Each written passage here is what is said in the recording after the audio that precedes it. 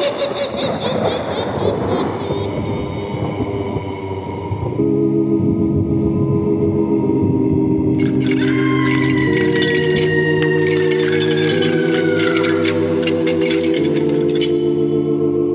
Mysterious Old Radio Listening Society podcast.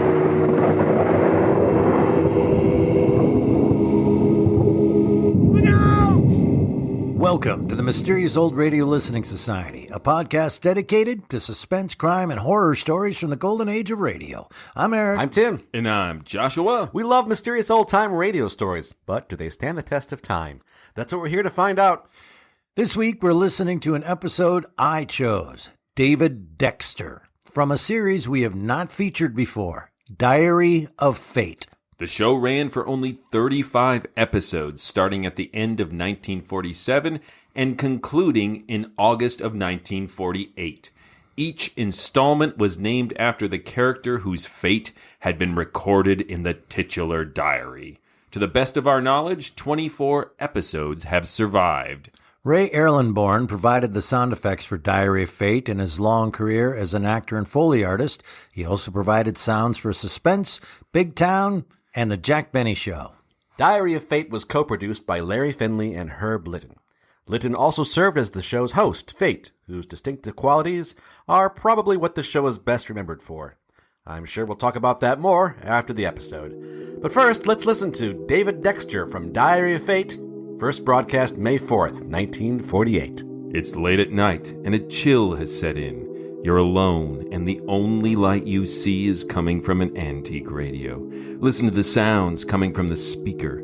Listen to the music, and listen to the voices.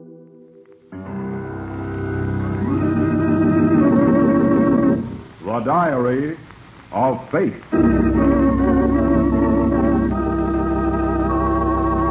Fate plays no favorite. It could happen to you.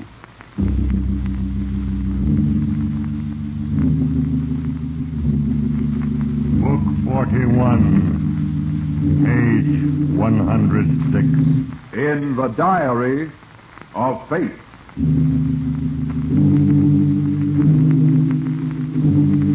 Yes, here it is. The name David Dexter. A clever man who outwitted himself. Dexter is not his real name, but in another moment, it will not matter. For the man who calls himself David Dexter will be dead. I will write his final entry in my diary. Listen well, all you who blame fate for your misfortunes. In a moment, I will read from the record of David Dexter in the Diary of Fate.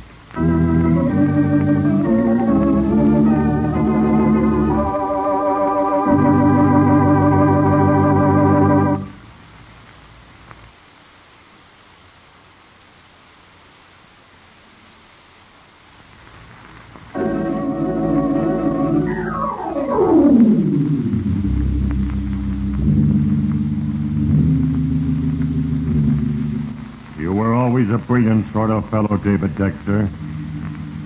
Other men envied you your good looks, your smooth manners, and above all, your ability to dominate those around you.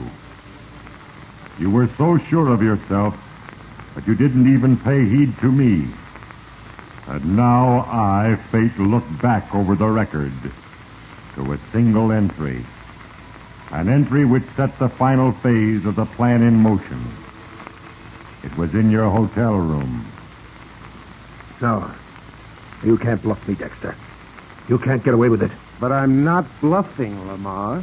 I mean every word I say. Now, shall we complete our transaction? But there's nothing but blackmail. And I will call it whatever you like, Lamar, but I'm through talking about it.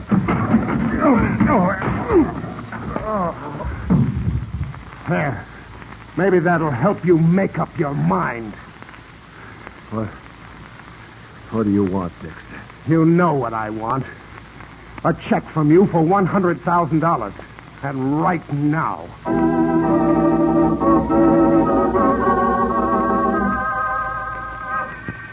That was a mistake, David. But of course the whole affair was a mistake. Beginning with the day you arrived at the luxurious Rolling Sands Hotel, winter home of the wealthy, where you found just what you were looking for. A wealthy, attractive woman, alone and probably bored. For a generous tip, the desk clerk told you her name was Mrs. Stephen Lamar. That first evening, you arranged for a table conveniently near her at dinner. Then, an old device, a dropped napkin, a mumbled apology, and a charming smile. And soon you were chatting amiably with just the right amount of reserve in your manner and tone. Are you planning to stay in Rolling Sands for the winter, Mr. Dexter? Oh, no, probably only a few days, Mrs. Lamar. Chicago's so blustery this time of the year, I couldn't resist a bit of sunshine. Chicago's your home? Yes, I'm in the grain brokerage business there. Oh, how interesting. My husband is a broker, too. You may have heard of him, Stephen Lamar of Lamar and Company in New York. Oh, you don't say. Why, of course I've heard of him. I'd certainly like to meet him. I imagine your chance of seeing him is even better than mine, Mr. Dexter. Oh, just what does that mean? Oh, I really shouldn't have said that. I sound just like the typical complaining wife, but Stephen is always so busy that, well... Oh, I understand, Mrs. Lamar. A situation of that sort doesn't allow for much companionship or home life, does it? No, it doesn't. That's why I've decided that I'm going to buy a home here at Rolling Sands and stay permanently. If I'm to grow old alone, I might as well be comfortable. Oh, come, Mrs. Lamar. You've years and years before you start thinking of that. Speaking of age, though, we're not too old for a dance or two in the ballroom after dinner, are we? Oh, I haven't danced. I haven't danced for a long time, Mr. Dexter. And neither have I, but I'll chance it if you will. Well, all right. Let's do.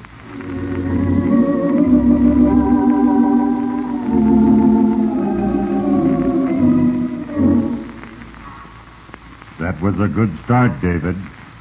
When you left her at the end of the evening, you could see that Elaine Lamar was radiant. After that, there was nothing to do but follow your usual formula. Then one night, you knew the time had come.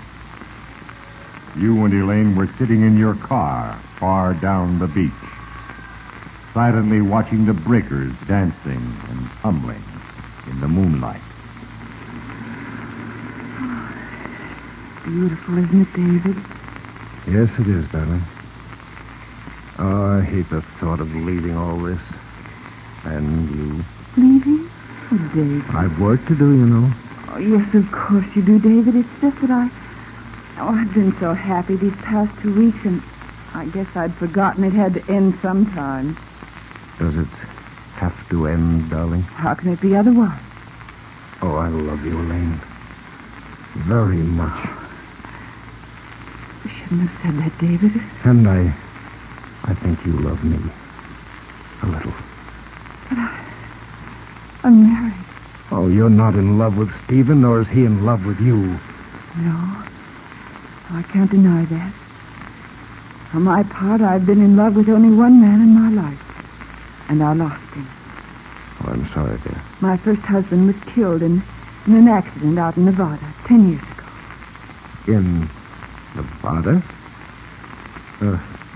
What sort of an accident? He was a mining engineer and had a syndicate with 2 other men to reclaim abandoned mines. They were just promoters. My husband did all the work. Yes? I got a letter from George saying that he didn't trust me. 2 days later, his body was found at the bottom of a mine shaft. Oh, it's terrible. What happened? The authorities called it an accident. But I always felt that he was murdered. Murdered? Yes. Every cent that I have and the fortune that Stephen has built up since we were married came from that mine. If those men thought they could get control of it by murdering George, they were mistaken. He had protected his claim thoroughly. But, maybe it was an accident. Elaine. Nobody will ever convince me of that, David. Your husband, I've known a lot of mining men. What was his name? George Evans. No, I guess I never knew him. Who were those other two? His partners. I never met either of them, but I'll never forget their names as long as I live. Henry Ballard and Lowell Garrison. Henry Ballard, Lowell Garrison, and George Evans. 3 names you had never expected to hear again. Your mind raced back 10 years to the hot, dusty afternoon when you and Henry Ballard stood at the brink of the mine shaft, straining to hear any sound that might come from below. At last, in the desert stillness, you looked at each other and nodded. You knew that George Evans was dead. You found later that killing him had been in vain, and you had parted company with Ballard. Tonight, a ghost had risen out of the past. It made you the more anxious to complete your plan and get away. So you decided to play your trump card when you met Elaine at breakfast the next morning. Oh, there you are. Good morning, darling. Good morning, David. I'm sorry I was late, dear, but I've been on the phone. I have to go back right away. But I'll only be gone about a week, and from the looks of things, I can stay here the rest of the winter. Wonderful. Tell me all about it. Well, this is very confidential. Now, don't tell a soul. I won't. We're running a corner on the winter wheat market. We have a chance to make a fortune in the next few days. If wheat advances only 10 cents a bushel, we'll make over $500,000. Sounds fantastic. Not at all. That's how people make big money. Now, here's what I wanted to talk to you about. How much money do you have? That is, ready cash. Well, I don't have very much with me, David. Oh, but I thought you were going to buy a house here. Well, I have some negotiable bonds here at the bank that I'm going to use for that. $50,000. Oh, good. Darling, I want to cut you in on this deal. Now, I can double, perhaps triple your money within a week. You can? Sure. But suppose something goes wrong. Oh, nothing can. But even if it does, I'll personally guarantee that you get your money back. You can't lose. Well, if you think that I know, Elaine. Believe me, dear, it's the opportunity of a lifetime. Well, all right. When are you leaving? Well, there's a plane out of here for Chicago around 3 o'clock. And it's almost 11 now. If you'll go to the bank right after breakfast and get the bonds, I'll do a little packing and be ready to take that plane. All right, David. I'll do it. It sounds wonderful.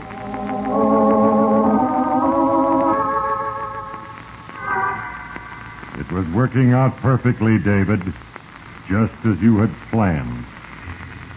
Yes, it was a great day for you, David, except that you forgot me, Fate. Then, another little thing happened. You had almost finished packing when the phone rang.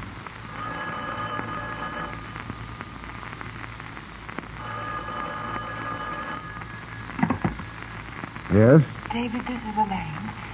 Something's happened. Happened? I've just received a telegram. Stephen's coming in on the afternoon train. Oh. Well, that doesn't make any difference, does it? Yes, David. I want to talk this over with him before I invest the bond. Oh, but there isn't time, Elaine. I've got to go at 3 o'clock. Well, then perhaps you'd better go on, David. Stephen understands all about these things, and, well, I'd feel better if you knew about it. I could wire you the money later. Oh, no, that won't do, Elaine. Well, then why don't you stay over until tomorrow? Have dinner with us tonight and explain it all to Stephen. Well, yes, maybe I could do that. Oh, wonderful. Meet us at our suite at 6 for cocktails, and then we'll all have dinner together. All right, fine. Yes, I'll do that. That's sweet of you, David. Bye. Yes, goodbye. What do I do now?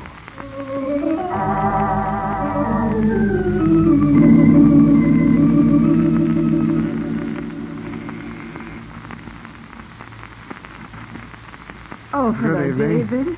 Come in. Oh, thanks, Elaine. I've been telling Stephen how wonderful you've been to me. Oh, Stephen, this is Mr. Dexter. What? Oh, how do you do? How do you do, Mr. Lamar? Now, I've mixed cocktails for you two, so suppose you drink them and get acquainted while I fix my makeup and get a wrap. Yes, we'll do that. my dear? I'll only be a moment. Shut up, you fool. So you are the great Stephen Lamar. Henry Ballard. How in the world did you ever get away with it? Garrison, stop that. She'll hear you. No, Mr. Lamar. Your name is Dexter. David Dexter.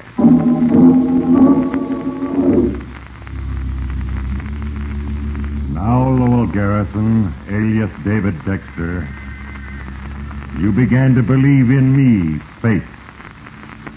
But you thought I was on your side. You were wrong. I am but the instrument of a plan. And that plan is just. Hearken well, you who listen.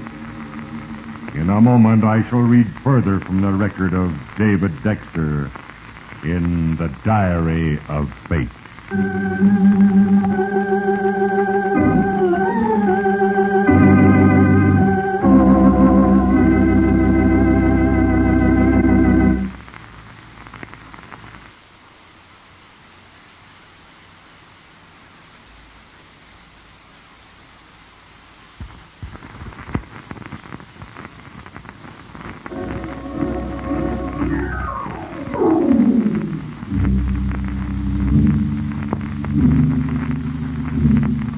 Thought you were on safe ground, David Dexter, when you met Stephen Lamar and found that he was really Henry Ballard, your former partner, and the man who had helped you kill George Evans, Elaine's first husband. Now you were elated. Here was the promise of a greater success than you had dreamed of. Stephen was moody all through dinner. But Elaine hardly noticed it. Her eyes were for you alone. Later, you and Lamar were alone in your room. Now you were ready for the next step. What'll you have, Mr. Lamar? Bourbon or scotch? Neither. Now, see here, Garrison. Remember, you're Lamar, and I'm Dexter. We never heard of anyone named Ballard in Garrison, did we? No. I guess we didn't. You know, I've got to hand it to you, Stephen. You're a smarter guy than I thought you were. Huh? What do you mean? Why didn't I think of marrying George Evans' widow and cashing in on the mine like you did?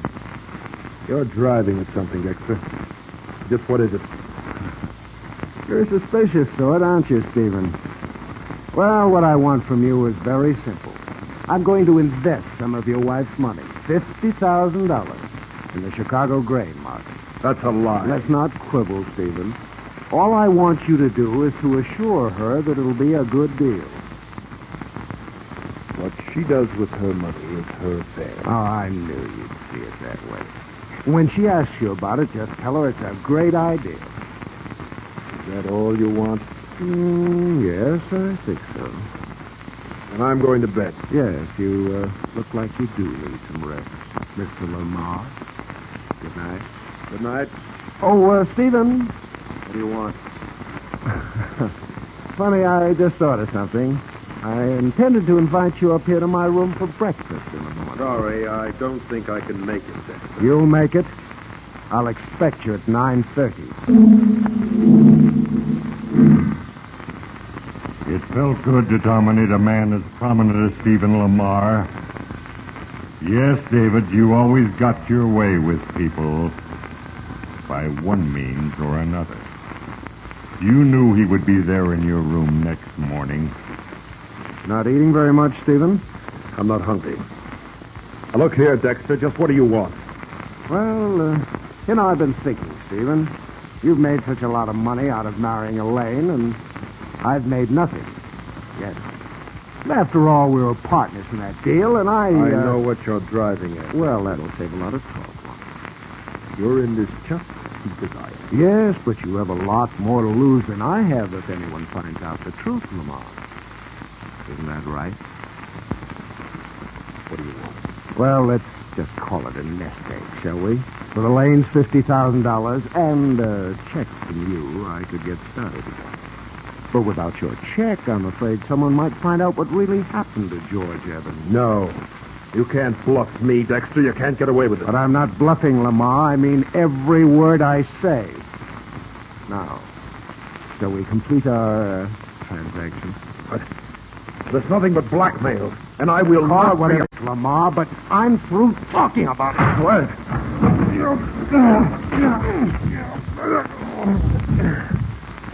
There.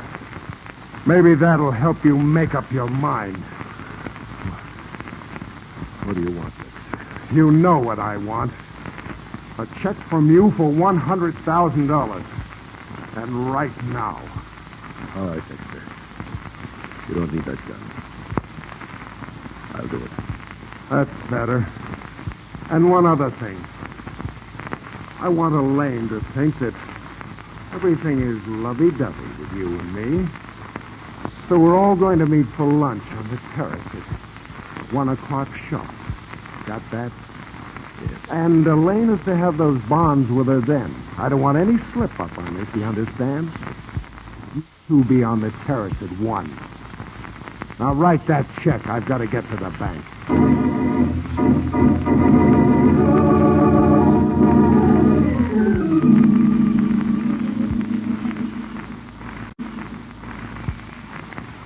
David, have you been waiting long? Oh, why, no, darling. Just a few minutes. Where's Stephen? Oh, that's what kept me, David.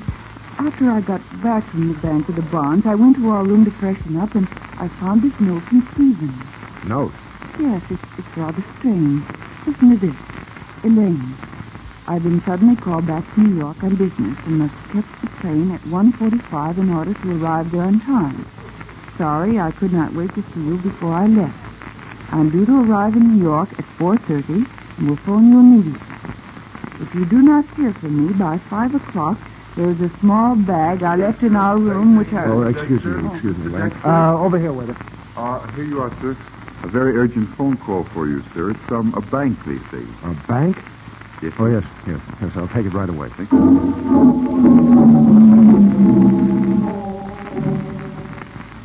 And since the check was for such a large amount, Mr. Dexter, naturally we had to call Mr. Lamar's bank in New York. Yes, well, what about it? Well, we found that Mr. Lamar had telephoned a stop payment order to his bank on that check this morning about 11 o'clock. Does that mean that you can't cash the check for me? That's right, Mr. Dexter. We can't. Oh, that dirty crook. Waiter, Yes, sir. Yes, sir. get my car around front right away. And then tell Mrs. Lamar I'll see her later. Yes, sir. Immediately. 1:14. This train goes at 1:45. Plenty of time.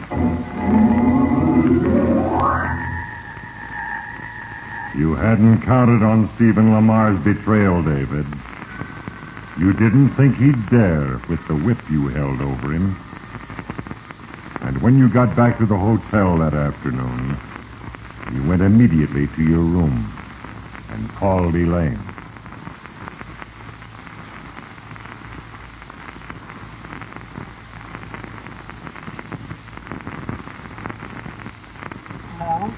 Hello? Elaine, this is David. What happened to you at lunch? Why didn't you come back? It's almost 3:30. I know, darling, but, well, I had to go to the bank, and I had a flat tire on the way back. Took quite a while to fix. I understand, David. Have you made your plane reservation yet? Yes, I'm to leave at 6:30. Do you have the bonds, dear? They're in the hotel safe, but I'll get them out. You sound awfully tired, David. I am. Then why don't you lie down for a while and rest? I'll wait for you plenty of time to talk. And perhaps we can have a cocktail together before you go to the airport. Oh, will you do that for me, Elaine? Why, of course. Darling, Oh, you're a wonderful girl. I am not subject to flattery, Mr. Dexter.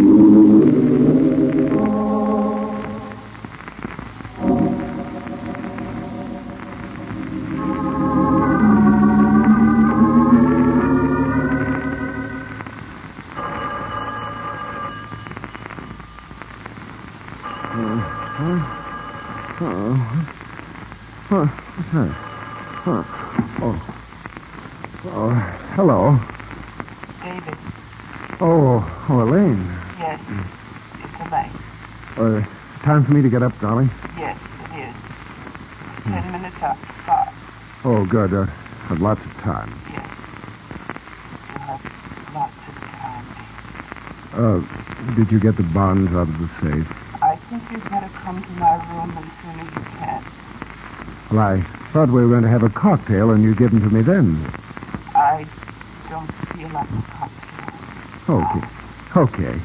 I'll see you right there. As soon as I'm dressed.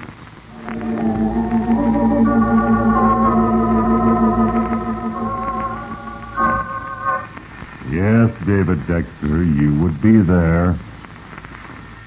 You felt confident as you dressed and started for Elaine Lamar's room. Confident that you had taken care of everything. And indeed you had. Everything, including your own death. Now it is time to write the final entry under the name of Lowell Garrison, alias David Dexter.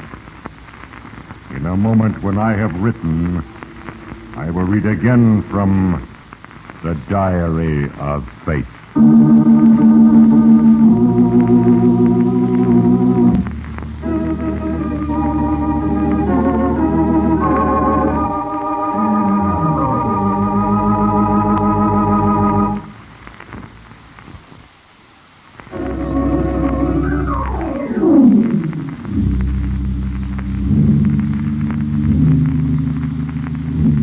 No mortal can long escape the reaping of his sowing.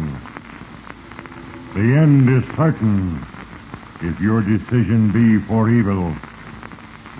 Even the cleverest of men cannot escape justice.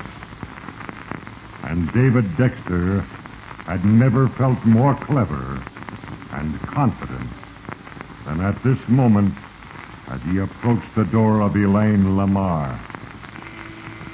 Come in. Hello, darling. Elaine, what have you got that gun for? To make certain that you don't leave until the police get here. Mr. Lowell Garrison. Garrison? Elaine, how did you... Oh, no, you don't, sister. You're not going to... Get back! You wouldn't shoot me. Give me that gun, Elaine.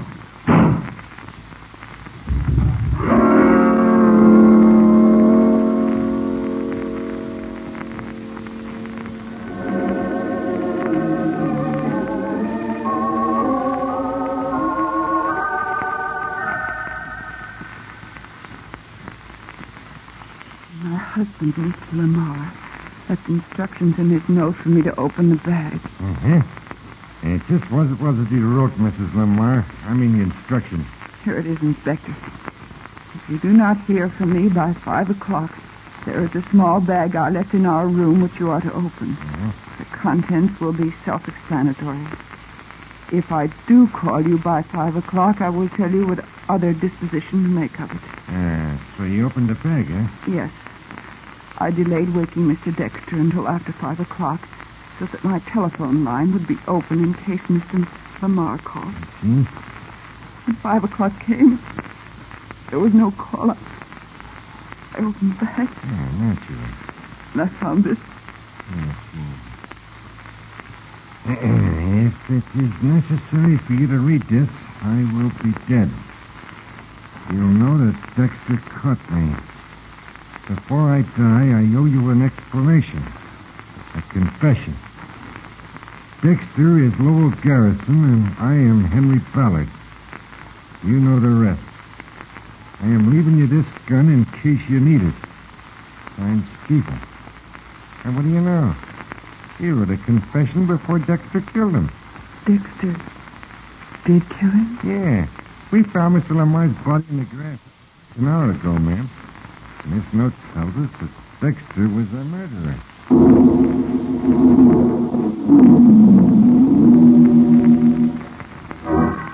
Now it is time to close the book.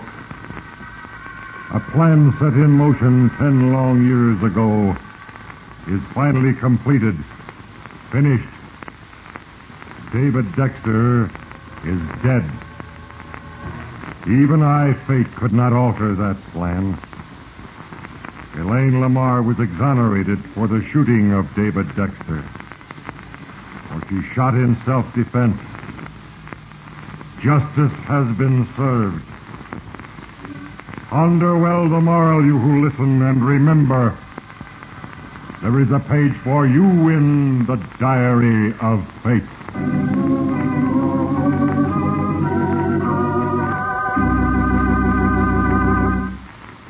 Our cast included Herbert Lytton, Tom Brown, David Ellis, Adrian Martin, Ray Erlenborn, Ivan Ditmars, and Hal Sawyer. Diary of Fate is a Larry Finley transcription, brought to you from Hollywood.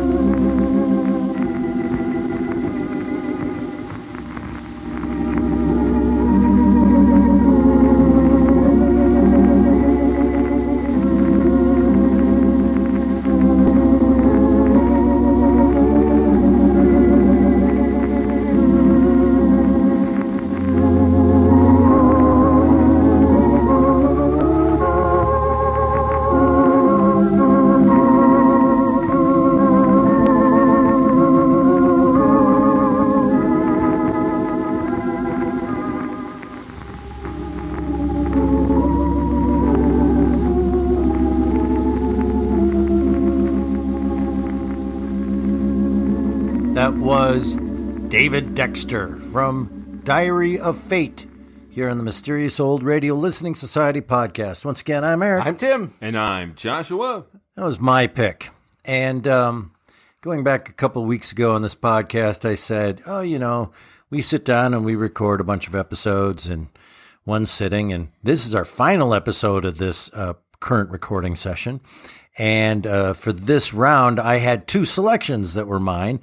And if you go back to the Sam Spade episode a few weeks ago, I explained that I randomly picked two shows we'd never done before and then randomly selected two episodes, sent them out without listening to them, and rolled the dice for a couple of reasons. One, I've always wanted to do that just to see what would happen. And two, it was the 4th of July weekend, and yes, I had time to fix them after I listened to them in case they were, inappropriate for any reason. So just a recording of screaming. Right. So I picked Diary of Fate, and I said, ooh, never heard of this. And I went and I saw, this all just named after people. Mm-hmm. And I said, David Dexter. I don't know. I literally, for no reason, picked David Dexter and then listened to it. The reason I didn't write you back and say, let me change this up. Let me try another. Let me listen to some more of these. I just Was laziness? Nope. I am... Eric Webster was too lazy to change his choice that day. There's an episode of Diary of Fate named Eric Webster. I wanted to see... Here's, first of all, after I listened to it and I saw the titles, I went, what's the point? I know what the formula is. They're all going to be like this, different storylines, of course, but this is the basic premise. And I got the distinct feeling that they were all terrible from this first one. I wasn't going to sit and listen. Oh, the Billy Anderson one was much better than I didn't want to do it. Just go with this. But what if there is like a thing killer on the formal board just sitting in there, just waiting to be discovered, and you're like, That beautiful transformative story of Billy Anderson. Let me tell you, here's where our safety net is on that. Our listeners, somebody will tell us, you guys, I've listened to all these. Here's the one that you got to listen to. I can't believe you picked David Dexter. It is the worst episode of Diary of Fate. But let's talk more at the top here. I would like to discuss more. Not to say that this is a bad episode. We don't want to just jump to an opinion like that. This is stupid. Yeah. But let's talk about the structure, That's what's mostly stupid. The Diary of Fate sounds like a romance anthology. Correct. There's nothing about a diary that is ominous. It is brightly colored. It has a little plastic lock. It probably has kitty cats on the cover. There's like bubbly handwriting in it. This just does not... Fate loves Bobby. Yes. It's like, Dear Diary, today I killed David Dexter. I mean, it's really anticlimactic. So the premise of this is that you have a narrator who is fate, which borders on God, right? I mean, right? That's like, I'm in control of everything. And then you say, okay, so let's watch someone's story and watch them try to avoid their fate, right? And But fate tell has them that they already told you that he's going to die. Not only that, fate has told you that it's fate, so it can't be changed, right? Yet, many times, the narrator says, not even I could have fixed that. Like, no, wait, so wait, what is this? It's really this isn't well thought out. No, because he says that fate plays no favorites. It could happen to you, but the story, and maybe there are other stories that are different from this, suggests that this is not random in any way, that this is justice bad being dude meted out. Justice Yes. So yes, this could happen to you if you murdered a man and then tried to swindle his widow. Right. Yeah, but like, it's not random. It couldn't just happen. So now let's break it down a little. I want to dive in here. I think the quality of this program would be improved immensely without the constant haranguing of the host. Correct. That's just what I was about to say. Let's remove the concept. Let's remove the premise. You're a framing jerk, sequence. Dexter. Yeah. Thank you. That was the word I've been looking for. Let's remove the framing But sequence. it's more than a framing sequence. If it were merely a framing sequence that didn't tell you who was going to die, it would be fine. It would be like, okay, this is old time radio, and we need this host character on either end. But it's the fact that he narrates it, and it becomes kind of a poor man's sealed book combined with the Whistler, right? Because he speaks in the second person, I think, throughout, talking to David Dexter. Yeah, it reminded me of the Whistler. So let's be really objective and really fair. Let's take out the narrator. Let's talk about the story of David Dexter. Is this a good story? Is it well acted? Forget about the host and the framing structure. This guy swindles widow of the guy he murdered, who blah, blah, blah. Do we like that plot? Do we like that story? It's okay. The very end is a little wobbly. Yeah. It was a little contrived, I think, the ending. Like, to actually stress test this, I'm going to leave a note and a gun, and I'm going to call you. And if I call you, don't read the note, therefore you won't see the gun. Right. But if I don't call you, then there's a dead. point at which, like, well, why is this letter so heavy? Right. Why is this letter so heavy? Yeah, and then we have to believe that as she's reading this letter out loud to David Dexter, he is interrupted by the maitre d', who gets a phone call that he doesn't hear part of the letter as she's reading it out loud, just to us as a listener. So yeah, the ending is incredibly contrived. I would call back to several weeks ago and say it has some similarities to 11th Hour. I mean, the first half is nowhere near as good as 11th Hour, but it's stronger. The premise has potential.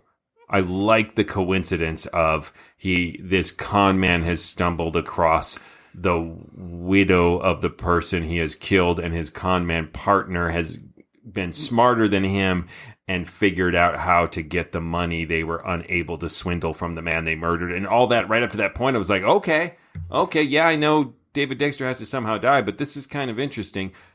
I wish I didn't know which of the two con men were going to win in the end. Right. That would have been nice and more suspenseful. But if we go with what you just suggested, let's pretend we didn't know which of them was going to win in the end, then yeah, the first 15 minutes are solid, I think, as a piece of old-time radio crime drama. Actually, for myself, I don't mind knowing that this guy's going to die at the end.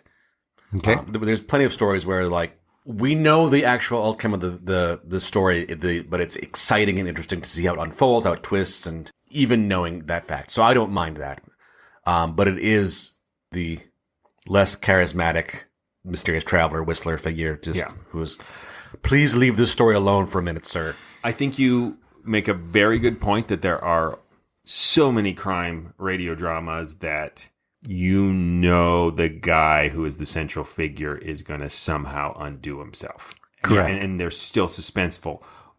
Where I would disagree is that the concept of two con men who suddenly find themselves squaring off again when they thought they'd gone their own separate ways, the suspense of who will get the better of each other as a singular concept, not whether it works or not in the crime genre, in the bigger picture.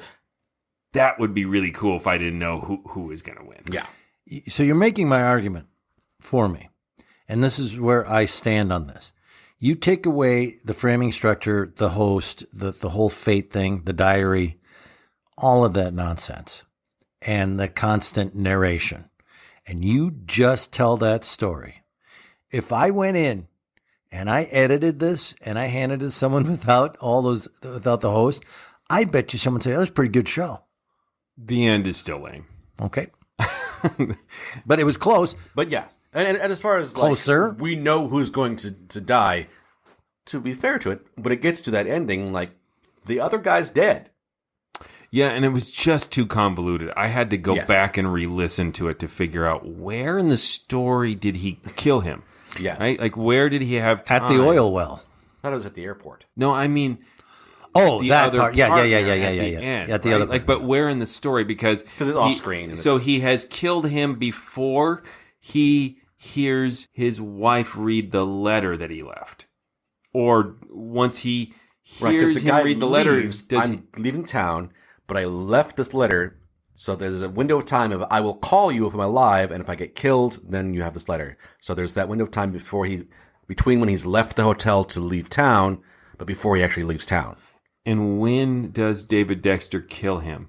It's off screen. I mean, I know, but I think that's important. Like where? Because he takes a nap. Mm-hmm. We have to assume he's very confident because he's shocked. He goes back to her apartment and he opens the door. And she has a gun. And like, what? How did you figure out my plan while I was napping? I think he was leaving by plane. Yeah, I figured it was either at the airport or on the way to the airport.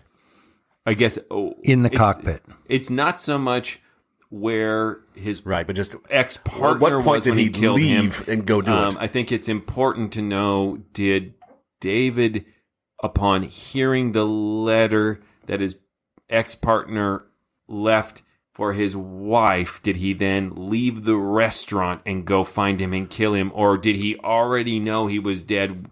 Because if he already knew he was dead, it makes sense why he wasn't even paying attention to the letter, because he thought he'd already won. Before that, because there was a point at which he got the time of when the plane was going to leave.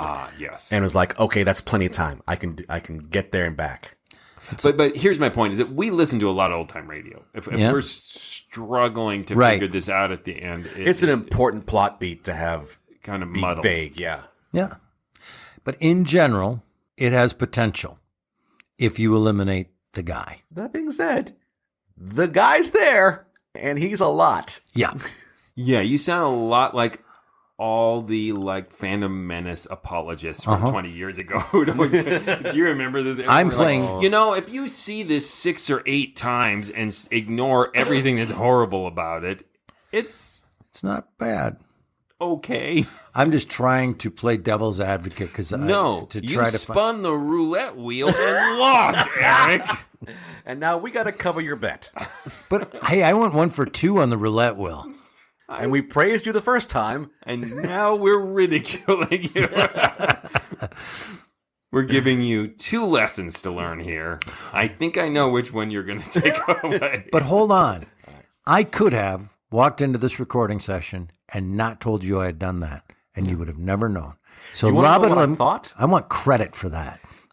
When I was writing the intro, there was one webpage about Diary of Fate that listed their sound man as having gone on to work on Gunsmoke. Oh. I just assumed, like, that's why he chose this. I mean, it's the sound man. So I included him in there, and I started writing, like, okay, so this Ray person did this sound effect. And then I started researching and discovered, like, no, he did not. The sound man on Gunsmoke was Ray Becker, I think his name was. So I assumed our discussion was going to be, no, I thought this was the Gunsmoke sound guy. And I'd say I researched and researched. I put a lot of work and effort, a lot of blood and sweat into making sure that I did not dissuade you from this, because I know you love Gunsmoke and the sound there. So I took a lot of time and care to make sure that my research was solid, as good as I could get it.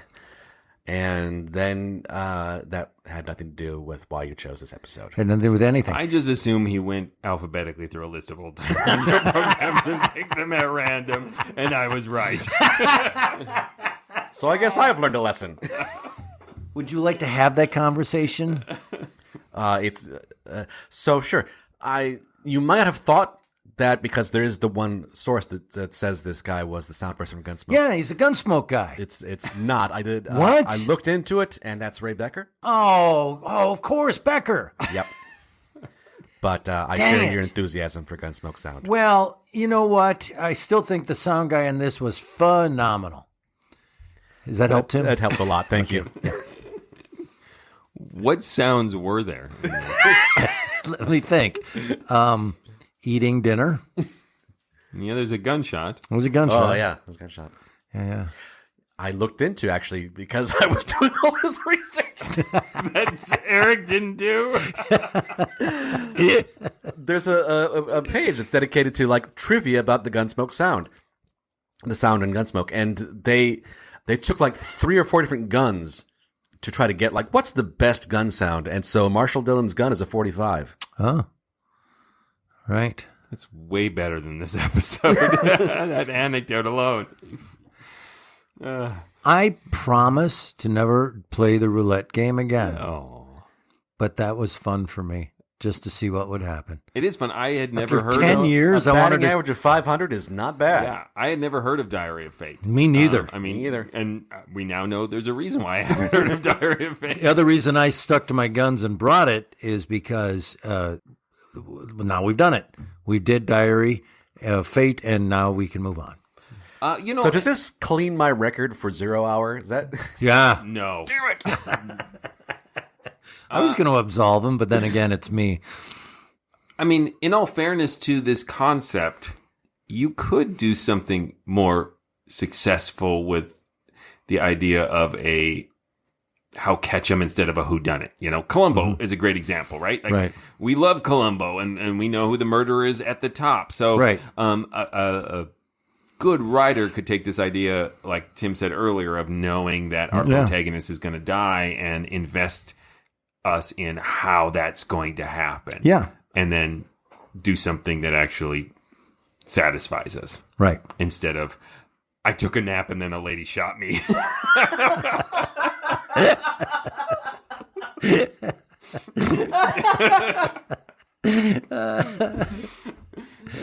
Oh, well. That's another T-shirt right there. Right?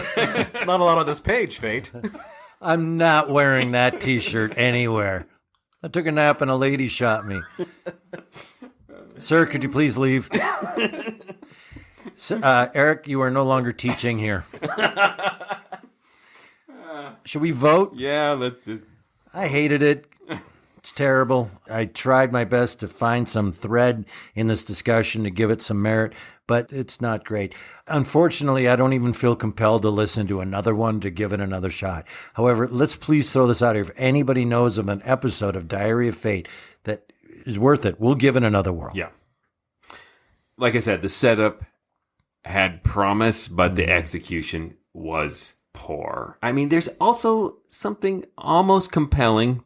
I said almost a lot. I'm really emphasizing almost, about the contrast between the very over-the-top, corny voice of fate, and then once you enter the story, it has this patina of noir about it. It's pretty grounded in reality, and maybe even by exaggerating that contrast more, you could get more of a inner sanctum vibe, where the host and the content of the story don't entirely match. But it's just too little in every aspect of it to really pop in any way. So, wah, wah, wah. Wet trombone. Wet trombone.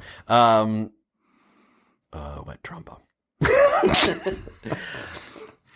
It really feels like this series production individually, however, hamstrings itself. Of like, there's good impulses and good ideas, and what would be a story that I want to listen to and find out what happens, that the structure undercuts, which is a little frustrating. I want to enjoy this series. There's a lot of it, like, this is the sort of thing I would like if it were better. There's a certain security in being your own worst enemy, though.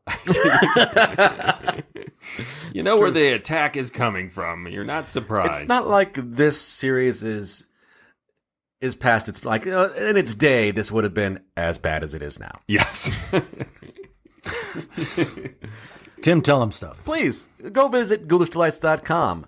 Let us know what you think. And if you think this episode is awesome, make your argument. We like to... no, we don't like being disagreed with. We like to ignore people who disagree with us. But if you know... That's why our marriages work so well. Perfect golden episode of Diary of Fate that we should check out, that we want to know. Or you could lie to us and then make us listen to all these episodes of Diary of Fate and laugh to yourself. Ha ha ha. Wow. And you can also leave comments, vote in polls, link to and visit our store, get some Mysterious Old Radio swag, and you can visit our Patreon page. Yes, go to patreon.com/themorals and please support this podcast. We have so many amazing things for you to consume. I don't know what we do with we have content. Food. Yeah. Bonus podcasts. You can participate in Zoom happy hours, my Zoom book club. So much Zooming. We also have a Discord channel dedicated entirely to our patrons. So you can be part of a much larger morals community by simply buying your way in.